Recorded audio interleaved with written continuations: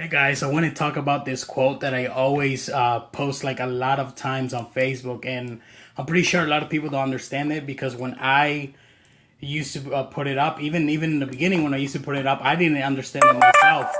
And one of the things that quote, what the quote is when your attitude is right, the facts don't count.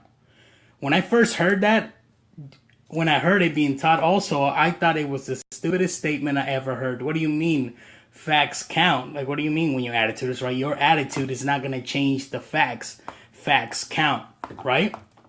And then, and the reason why when your attitude is right, the facts don't count is because most of the things that you think are facts ain't facts anyways. They're just people's opinions. They're mostly people's opinions. And a good example that was given was back in the day during World War II, or I think it was the first one, I don't remember. There was this guy named by the name of Aristotle Onassis, and you guys can look him up on Google after this as well. And this guy, like, first of all, back in the day, right during World War II, it was a fact that if you had a ship, that you were losing money hand over fist because people had stopped trading, stopped getting goods from other places to bring them here and from here to other countries. And the reason why is because of the war. Because if you had your ship in the middle of the sea, you'd get torpedoed and you would lose your ship. But it was so bad to the point that it cost so much money for those people to keep their ships in the harbor that they were losing money hand over fist. And there was one guy by, like I said, that name of Aristotle Onassis, and he decided to just sit down. He was at a coffee shop, sitting down, writing some mathematical equations. And he started doing some actual thinking. And he's like, wait, well, why does everybody right now think it's a fact that these ships are worthless and they have no value? And then he realized, oh well, it's because of the war. Because if you try to go shipping, you'll get torpedoed. But he said he came up with a conclusion, and his conclusion was, wait a minute, before the war, there wasn't enough ships to go out and trade and bring more goods from other countries to here and from here to over there. And now all these GIs are coming back during the war saying, oh man, like we just tried pizza, you guys should really like try pizza. And they're coming from all these other countries talking about all these other things and products that people are going to want. And he's like, and if shipping goes back to the levels that it was before the war, there ain't enough ships now anyways. So what he did is he went out and all the people, like for them, it cost them so much money to just keep their ships in the harbor that they would they couldn't even give it away for scrap metal. That's how worthless they were to everybody in the world, at least at the time. And then he went and he collected all the ships and all these boats for free. And he became the wealthiest man in the world based on shipping. And that's an example that I got that is an amazing example. But another one that I myself personally came up with because I've seen in my life and from the things that I've learned is, like, I'll ask you guys a questions. Is there more security, right? I'm not going to be able to comment on it, but I'll comment like after I'm done with the video. Is there more security in having a job, or is there more security in having your own business? A lot of you guys are probably going to be like, and this is going to determine where your mindset actually is at. Because if you say, oh, there's definitely more security in a job, that's a fact to you. The fact that you're saying that it's a 100% belief in a fact to you that there is more security in a job than there is in having your own business or your own thing. Now, on the other hand, the person that's saying, no, there's more security in having your own business, your own wealth, that's a fact to them as well. They're both facts to each of those persons because Henry Ford said, whether you think you can or whether you think you can't, either way, you are right. So I'll give you an example as to me why it's not more secure to have a job, and from the things that I've learned and from what I'm actually seeing now. I don't know if you guys heard about this Walmart thing. I don't even know if it's true. I haven't really researched it, but regardless, this has happened with a lot of companies that have gotten shut down. All those people that have this secure job, when the company, the guy whose hands that company is in, the guy whose basically your life is in because they own that company and that's how you support yourself. If that person makes a bad decision and the company goes under, there goes your secure job. There goes your job that you thought was more steady, the steady paycheck, and more secure. Why? Because your income and your life was literally in their hands. But when you have your own thing and you have your own business, guess what? Your life is in your hands and the decisions that you make affect you because it's in your hands.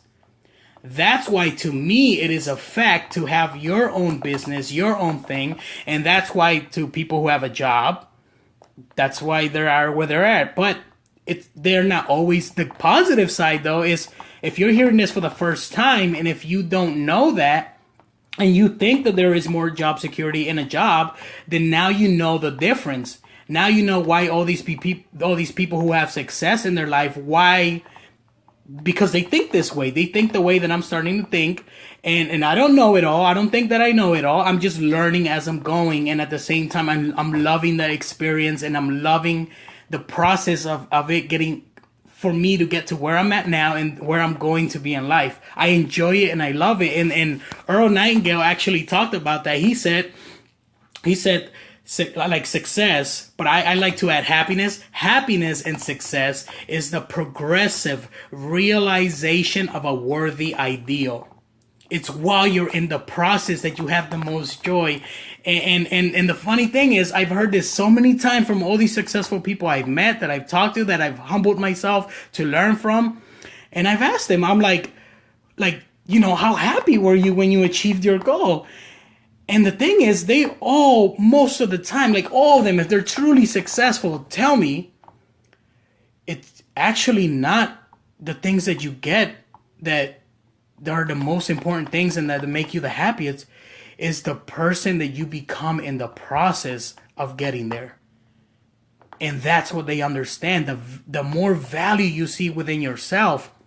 And this is going to sound a little messed up, but please take it the wrong way. And also remember that every single negative brings forth a positive. You might not see it at the moment in time when it happens, but it will bring forth a positive. You cannot connect the dots looking forward. You can only connect them looking back. So if you're going through something right now and something negative has just happened in your life, you don't know why it's happening yet. But you're not smarter than God or the universe, like this, allowing these things to happen into your life. Just know that everything works together, if you're a Christian, for good to them who love God. And everything is working there because you're meant to have a bigger blessing. I said this example before. I applied to a job a couple months ago and it was like $35 an hour and it was great. The hours were amazing and I didn't get the job. And immediately, I could have been like, oh man, I didn't get the job because I wasn't the perfect person for the job and I wasn't the right candidate. But instead, I was like, no, I didn't get the job because I'm meant for greater success. I'm meant for amazing success. That's what I said. And Thomas Edison, when they asked him when he was creating the incandescent light bulb, you failed 10,000 times and you didn't give up? He's like, no, I didn't fail 10,000 times. I successfully found 10,000 ways it would not work. And that's how you have to think. And now, going back to what I was saying before, if you do think that there is more security in a job, and your mindset is there, and it's not, like, you have the ability to change that mindset. Think about how old you are. There are people who have literally started when they were 60 years old and created $1 million companies, and some of them $1 billion companies. Ask yourself how old you are if you're watching this, and if you're like between the ages, like, it doesn't matter if a guy who's 60 years old is able to do that, how much more can you do if you start changing your mindset now?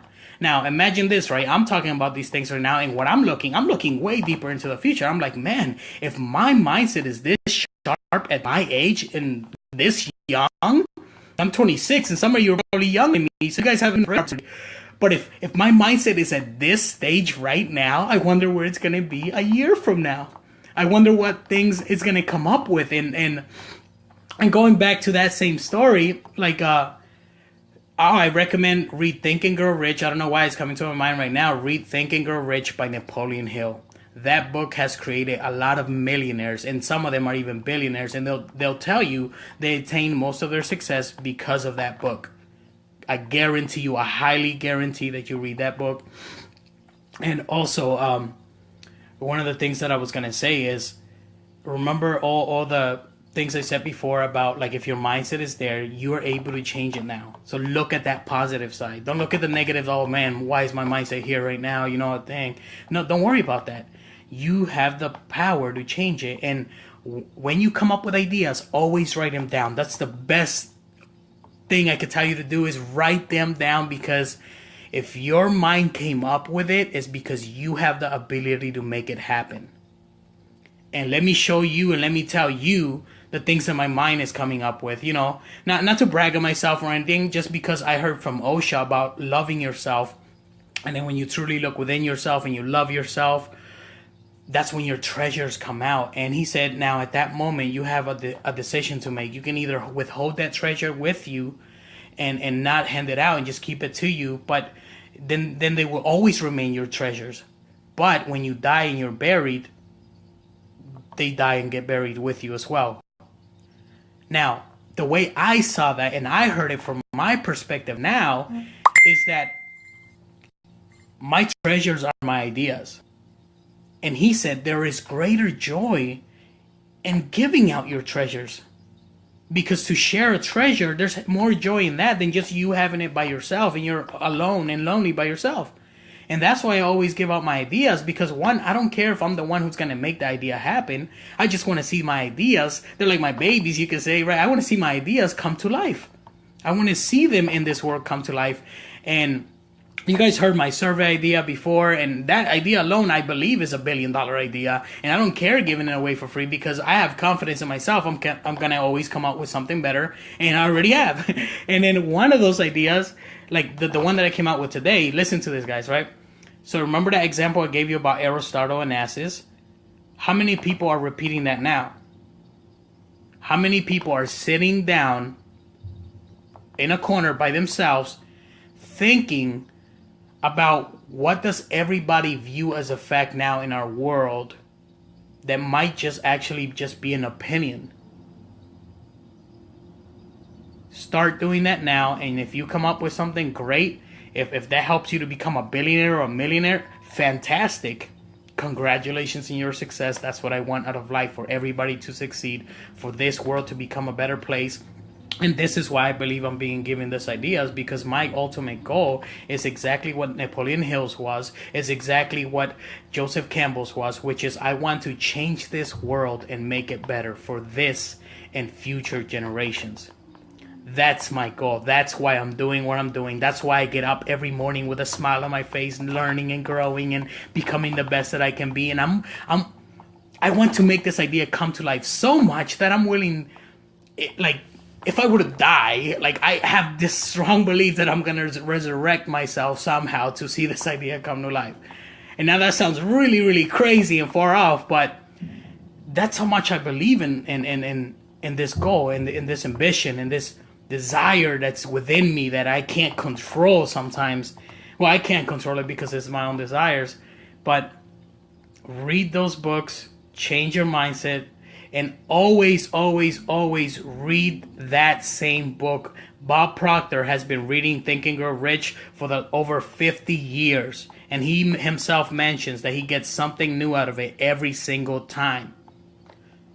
So I'm letting you know right now, read that book and always continue reading it every single day for the rest of your life. And the reason why, right, he always gets something new out of it, the example I've heard, and I believe now, and now I know why, is there was this guy, and he tells his friend, hey, have you read this book? And it's called How to Win Friends and Influence Others by Dale Carnegie. And his brother, by the way, was the wealthiest man on the face of the earth. And the guy's like, yeah, I read that book. I know it. He's like, really? When did you read it? He's like 25 years ago. And then the guy's like, oh, wow, 25 years ago. I'm like, dang, you know the whole book? He's like, yeah, I know the book. I've read it. And then he's like, well, I don't know if you noticed, it's been so long. They actually added all these new things in the book. And if you read it again, like, they rewrote the whole book.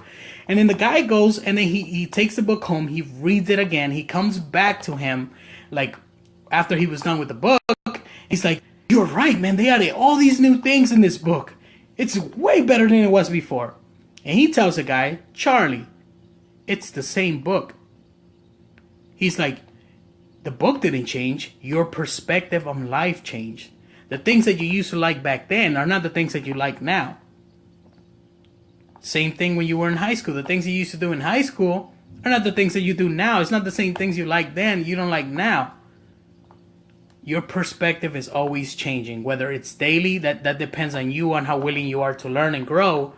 It's daily, hourly, monthly, weekly, yearly, whatever. Your perspective is always changing. That's why you should be reading books every single day.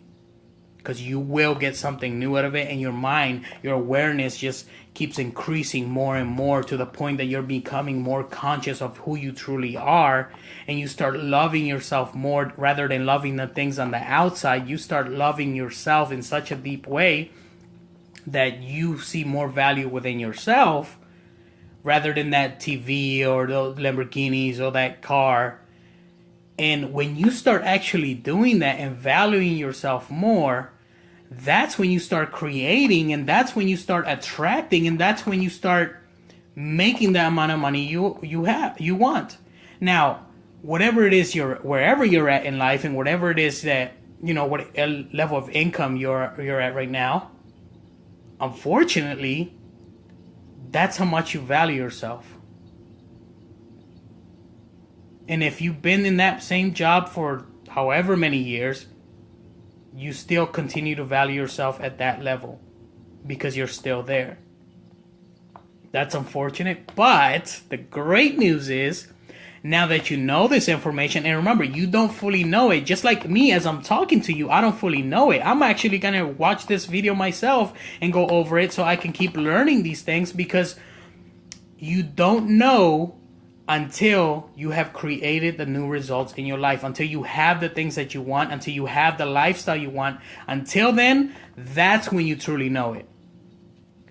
Remember the things that I said, the four most dangerous words an entrepreneur can say is, "I already know that." Because when you think you know it, that's when you stop growing.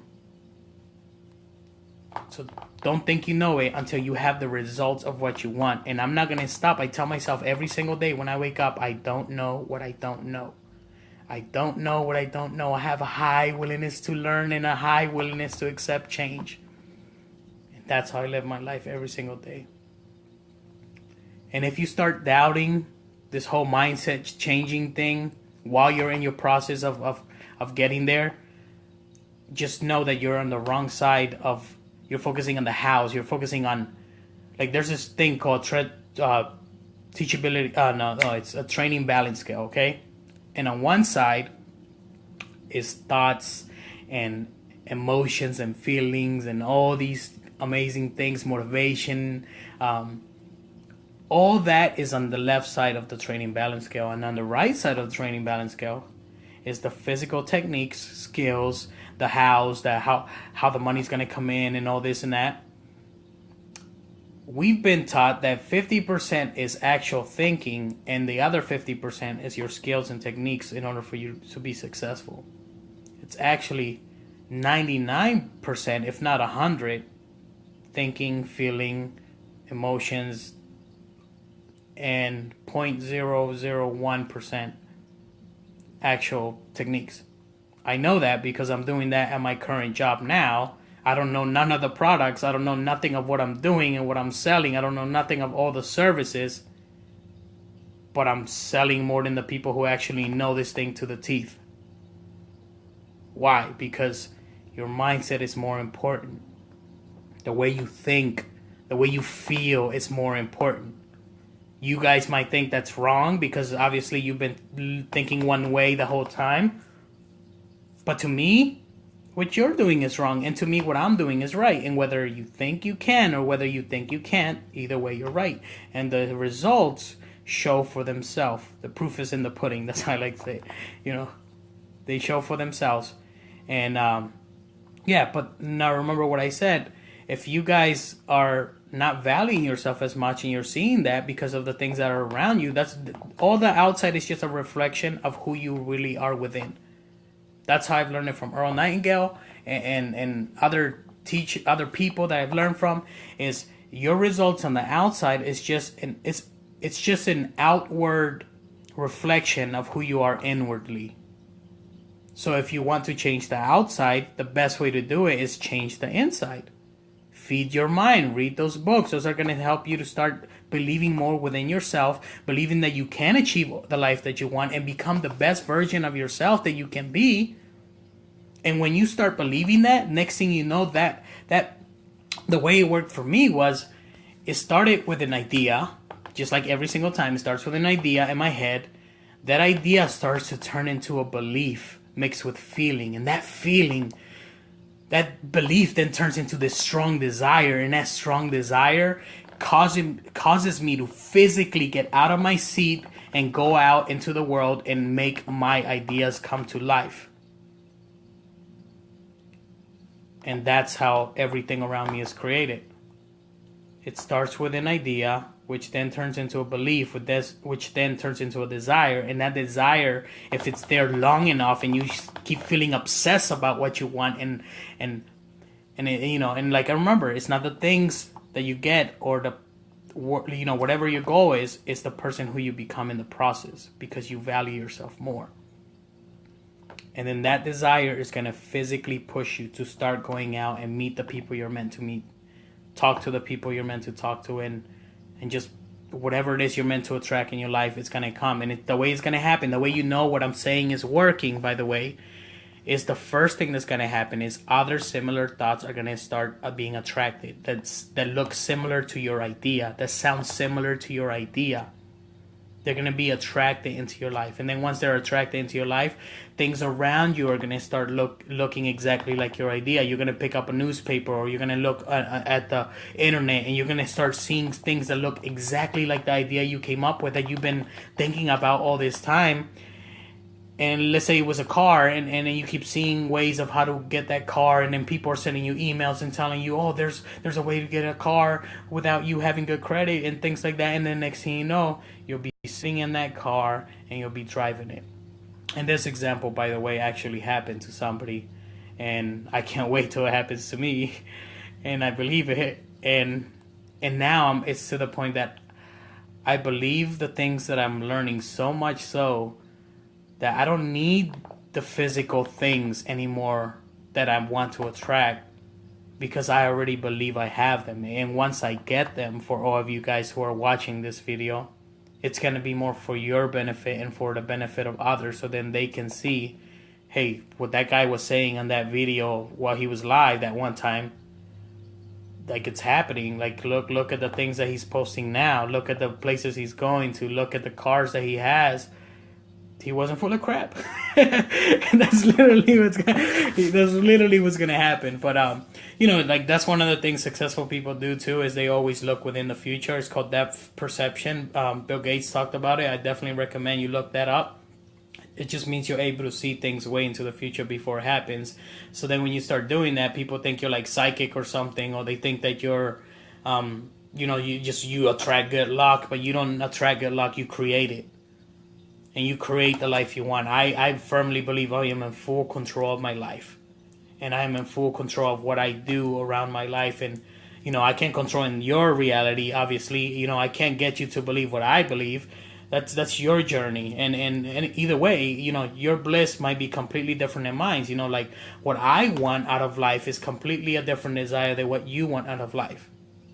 But I am a firm believer of you following your bliss wholeheartedly. Go after everything that you want out of life, as I'm going after everything I want out of life. And we'll both see each other at the top, and we'll probably have like a drink or something, and then like just have an amazing conversation. All right, you guys have an amazing day. Enjoy this amazing day and try to look for the opportunities. And oh yeah, one more thing. If you are not feeding your mind with books and all these things, then when the great opportunities come into your life, you look at them as scams. You look at them as, that's too good to be true for you, because you don't believe it. But when you are reading books, this is the reason why you should be reading books. then now you're thinking so positively that you're looking at the positive in everything. So then when a good opportunity actually pops up, you run and you go after it. Because you've been trained yourself so much that you do it subconsciously, that now you just go after what you see as a good opportunity for you to make a better life for yourself. But if you still are just watching TV, and for you guys are saying, oh, I don't have time to read a book, I don't have time to listen to a positive audio. And oh, by the way, the technique is when you're moving, you're listening to an audio. When you're sitting down, you're reading a book. So every time I'm in the car, I'm always listening to positive audio. And every time I'm sitting down, I'm always reading a book. That's you're supposed to do it. That's how I'm doing it. And that's how I've learned that other successful people are doing it.